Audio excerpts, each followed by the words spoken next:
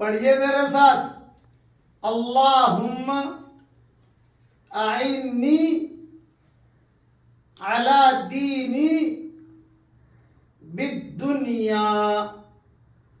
ए मेरे प्यारे अल्लाह, मेरे दीन पर चलने की तू मेरी मदद फरमा, दुनिया देखकर। क्या मतलब? मतलब अल्लाह तू मुझे दुनिया देगा तो मेरे तेरे दिन के काम पे खर्च करूंगा, तेरे अहकामात को पूरा करूंगा, गरीबों की खैर खबर रखूंगा। ये दुआ भी सलफ सालिहीन सिर्फ नहीं बल्कि सहाबा में से भी कुछ मांगा करते थे, जिसकी तफसीर मेरी किताबों में देख लीजिएगा।